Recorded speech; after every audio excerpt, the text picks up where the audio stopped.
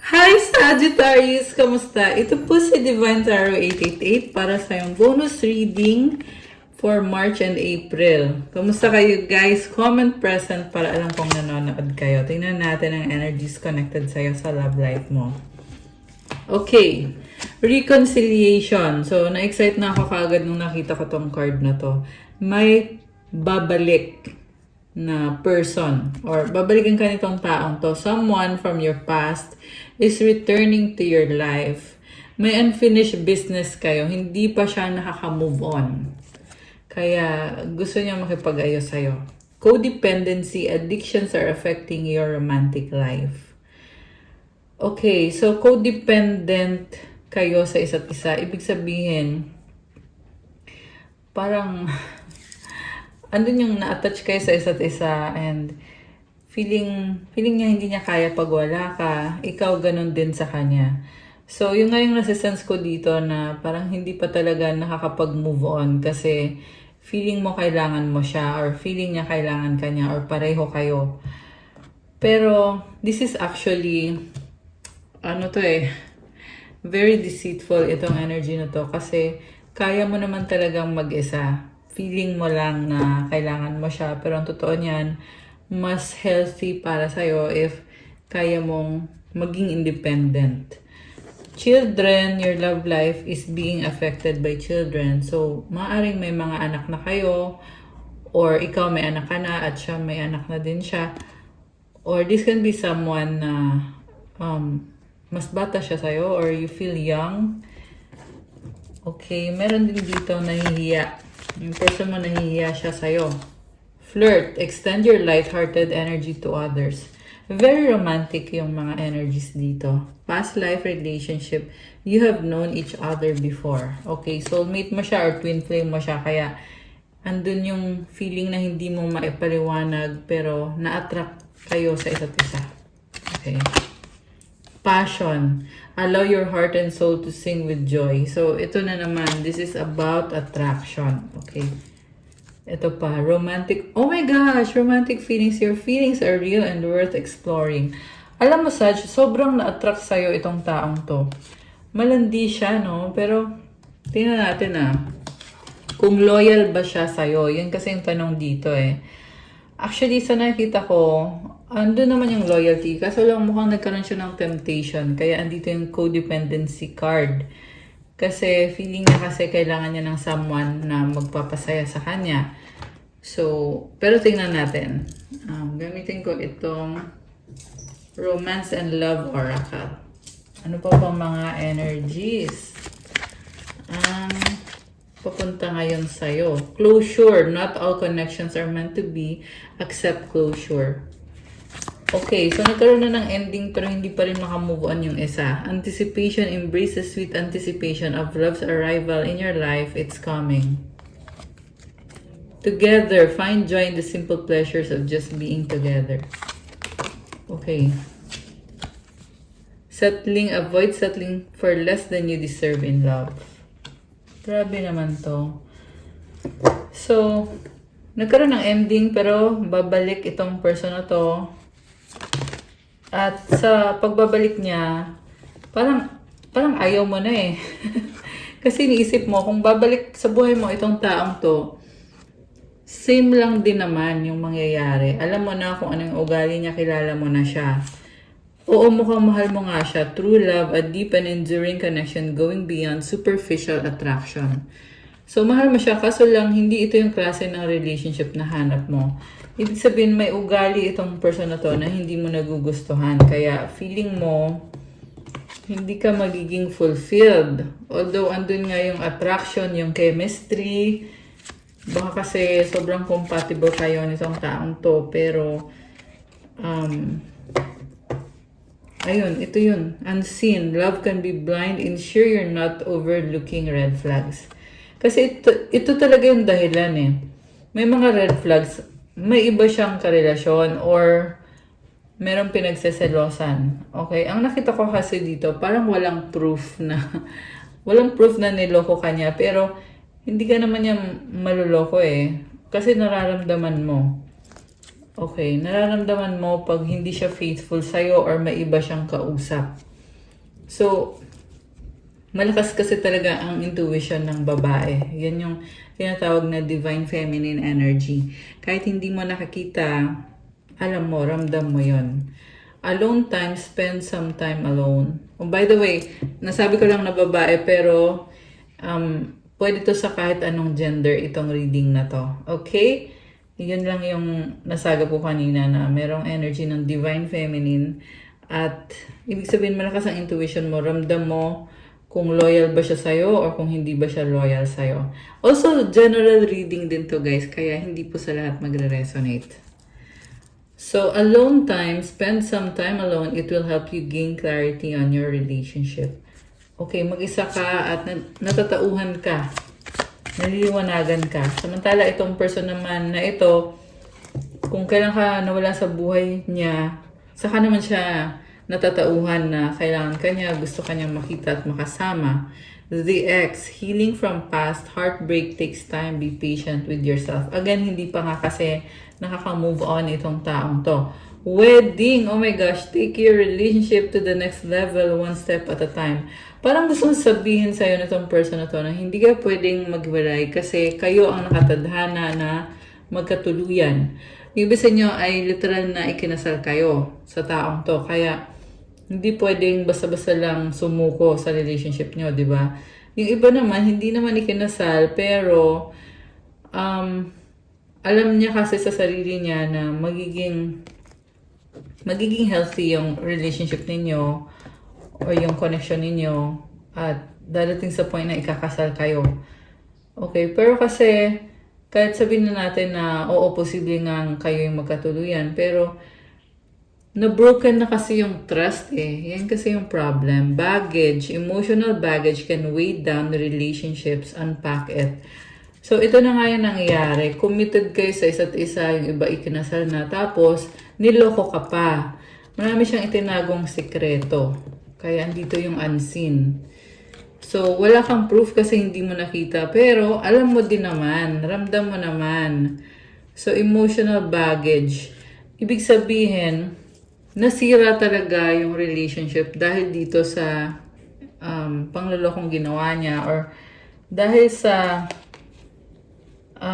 ayun, nagka-problema kayo. Okay. Tingnan natin. Ano po ba mga energies connected dito? Okay, tingnan natin. Teka, gusto mo lumabas ng isang to. Oh. Heartbreak is a part of the human experience. It will pass. Oh my gosh. May nasasaktan. Alam mo, sobra siyang nasasaktan. Parang feeling niya dito na akala niya hindi ka mawawala sa buhay niya. Pero ngayon wala na siyang magagawa kasi ayaw mo na. Distance, separation, space, blockage. So, ito na nga, magkalayo kayo. Hindi ka niya basta-basta lang pwedeng puntahan or makita. Kaya nahihirapan siya. So, yung separation, pwede din tong energy na nang lamig na yung isa. Pwedeng nanlamig siya sa'yo dati at yun pala, niloloko ka na pala niya nun. Or pwede din tong energy ngayon na gusto kanyang makausap, makita, makasama pero wala nang chance. Okay, yung iba sa inyo, no contact situation na to. Chemistry, attraction, spark, passion. So, ito nga yun eh, na kahit may distance na or may separation na, gusto pa rin niyang mag-reach out, may passion pa rin siya para dito sa connection na to. Kaya masakit sa kanya na hindi kayo okay, na magkalayo kayo, hindi kayo nag-uusap, walang pagkikita, shocking, turmoil, trouble, unexpected. Para siyang matatakot. Problemado siya eh. Ayan, may airplane oh. Narinig niyo guys. Obsession, infatuation, adoration, addiction. Finality, farewells, leave behind closure. Oh my gosh. So, ito na nga yun eh. Mukhang na-obsess sa'yo to pero wala na. Tumalikod ka na. Grabe. So, natatauhan pa lang siya na mahal ka niya or kailangan ka niya. Pero, ending na pala to ng connection nyo. Clarity, truth, intentions, honesty. So, ito na nga, naliliwanagan siya. Beauty, charming, graceful, kind-hearted. Nakikita niya yung ganda mo, hindi lang physical, but inside and out. So, nakikita ka niya as someone na mabuti yung puso mo. At mahirap makahanap ng ganon. Okay? Ayan, tumalon tong isang to. Sorrow, loss, grief, depression. So, ito ang pinagdadaanan niya ngayon. Grabe, para siyang kinarma sa totoo lang. Kung gaano kalalaman ang ginawa sa'yo nitong taong to, ngayon ramdam niya itong lungkot. Kasi, nare-realize niya na wala na pala talaga, tapos na talaga to. Okay? Pero, tingnan natin ha. Okay, we have fantasy, daydreaming, imagining, fantasize. One day, someday, somewhere, another time. Okay, umaasa siya. Kahit daw sa pangarap man lang or sa fantasy na makasama ka niya. Hoping, expecting, faith, manifesting. Possibilities, free-spirited, adventure, risk. Meron dito mahilig mag-adventure or mag-travel. So, umaasa itong taong to at andun yung excitement eh. Tingnan mo to, return, second chance, opportunity, making amends. So, mind you guys, itong person na ka-deal mo, Sagittarius, hindi pa siya nakaka-move on. And I just saw 1, 2, 3 angel numbers on the screen. Okay. So, tingnan natin. Ano bang intention niya ngayon para sa'yo? Alisin ko muna tong mga cards. Ayan. Okay. So, ito na yan. Tingnan natin. Anong intention niya sa'yo?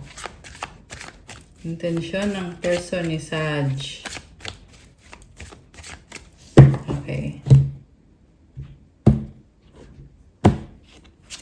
We have Queen of Rods. Okay, nag-a-adjust siya sa'yo. Knight of Rods. Okay, pero natatakot siya. So, ito yung person na ang lakas ng confidence niya na gagawa siya ng paraan para makuha ang loob mo at makipag-ayos sa'yo, makipagbalikan kasi gusto ka niyang pasayahin, kailangan ka niya at very passionate siya sa'yo. Baka may kang fire sign, Aries, Leo, Sagittarius, although this can be any sign.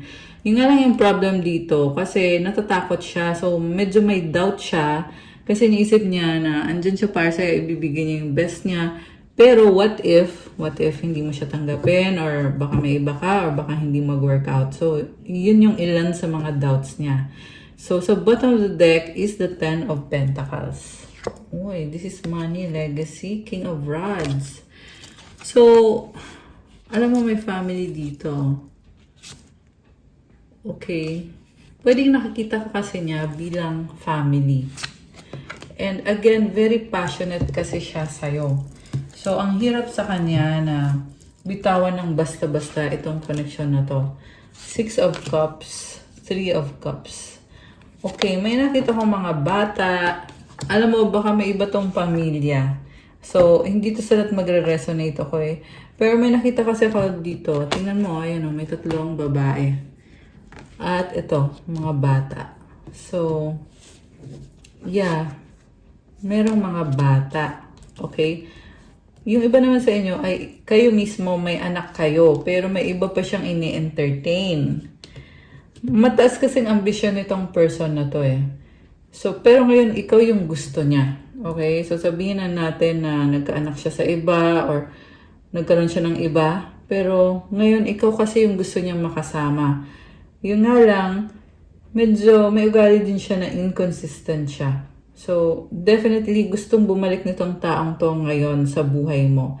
Matagal din tong naghintay at nag-abang. With this Page of Swords, nagganap siya ng mga impormasyon tungkol sa'yo, nag-stalk sa'yo, nagtatanong-tanong. So, ngayon ito siya, gusto niyang bumalik, mag-reach out sa'yo. Hinakabahan siya at natatakot. Pero nakita ko din dito guys na baka kasi pag nakuha niya yung loob mo, babalik siya sa dati na wala na namang panahon sa'yo or may iba na namang ini-entertain. Kasi 2 of Rods, this is someone na pabago-bago ng isip. May dalawang mundo eh. Yan yung nakikita ko dito. Okay. Supportive energy is the Page of Cups, Judgment. Mutual energy is Magician, and the outcome is the Six of Swords. Okay, sinasabi ngayon dito na andyan lang siya palagi naghihintay ng opportunities sa'yo. Pero ang tingin niya kasi sa'yo, hinusgahan mo daw siya. So, medyo sensitive yung damdamin niya sa mga sinasabi mo or sinasabi ng ibang tao. So, Magician, okay, sabi kasi dito, kaya niya ulit na mag-invest sa relationship ninyo. And with the Six of Swords, this time, mas positibo na, mas optimistic na yung energy niya. So, ayan, mag-ready ka na, Sag, kasi babalik na tong taong to sa buhay mo. Pero guys, hindi to sa lahat magre-resonate, okay? Ito lang yung nasagot natin for the reading today. Pero pag sa'yo nag-resonate ito, i-comment nyo, okay? Para alam ko. So, now we have the Hermit, Queen of Pentacles, Knight of Cups, and the Four of Rods. Okay, so very independent siya, pero at the same time, gusto niya na magkaroon talaga kayo ng stable relationship. May nakikita kong bahay, merong commitment, pwedeng wedding na to. Ayan. Also, may nakita kong codependent na situation. Ibig sabihin, parang gusto lang niya yung tulong mo, gusto niya mag-aalaga sa kanya. So, hindi naman ibig sabihin nun na hindi kanya mahal, pero mas nangingibabaw yung pangangailangan. Nakakaloka. Okay. Grabe. Okay na sana eh. Tapos may revelasyon bigla na ganito, na kailangan ka lang pala niya. Okay. Baka kasi mas malaki yung sweldo mo, or baka wala siyang trabaho, kaya ganon. Two of Swords. The Lovers. Nanggaling siya sa, kabilang bahay. Nanggaling siya sa isa pang relationship. Tapos ngayon, i-give up na yung relationship na yun. Kasi ikaw na ngayon yung gusto niya. Grabe. Ang hirap pagkatiwalaan nitong taong to. Baka meron kang kadil na Gemini. Malakas din dito ang Virgo, Earth sign, Capricorn, Taurus, Virgo. Actually, lahat naman nandito, marami ding water signs, Cancer, Pisces, Scorpio. Maraming air signs, Gemini, Libra, Aquarius. And meron ding fire signs, Aries, Leo, Sagittarius. Yan, marami. Lahat ata andito. Okay. So, anything else? May mensahe pa ba? Wheel of Fortune and the Justice card. Wow! Malaking pagbabago. So, this is a very strong person. Medyo stubborn din siya kasi ipipilit niya talaga kung ano yung gusto niyang mangyari. So, itong codependent. So, ayoko mong sabihin yung salitang yon, pero yun kasi yung nakikita ko dito codependent siya sa'yo or baka kayong dalawa pareho. The star is here. Okay, ngayon, natatauhan naman siya na kailangan niyang maging strong, maging independent. Kailangan niyang ayusin yung finances niya. So, may chance din talaga guys na maging matino itong taong to. At least ngayon sa reading na to, yan yung sabi dito. Ayan, merong energy na Aquarius. So, may chance, yes. Meron. Don't pressure me. Okay, sino naman yan? Napipressure. Being near you is intoxicating. We are healing and learning with all of this. I am struggling right now. I don't believe you. You're all I need. Open your mind. I long to be with you. Okay. Anong advice para kay Leo? Okay, tingnan natin. So, ito. Mensahe galing kay Universe. For the Leos. Ay, Leo ba sinabi ko? Sorry, Sagittarius. Okay, baka may kadikang Leo. Alright. Advice for Sagittarius. Okay. Advice is patience. If you tried forever to shift a problem, there's probably something to learn from embracing it. May I let this be for now Help me relax and trust every need will be met. Often, change soon follows.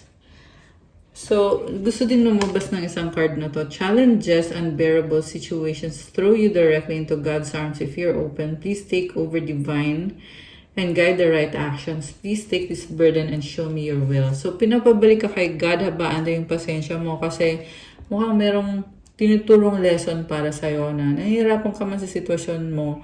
Pero sinasabi sa'yo, kumalma ka at magtiwala ka kay God kasi binibless ka at pag mas kalmado ka, mas lalong magkakaroon ng magandang pagbabago para sa'yo. So, huwag kang mag-alala, Saj. Just have faith. Actually, nakikita ko yung good energy and blessings paparating for you. When I lean on the faith of the universe, peace becomes real. Ito na nga, kapag may faith ka, kapag kalmado ka, nagkakaroon ka ng peace. Oh my gosh, I love that.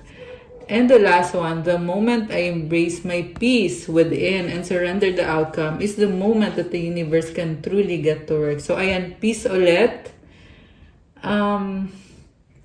Nasa sa loob mo yung peace na yun eh.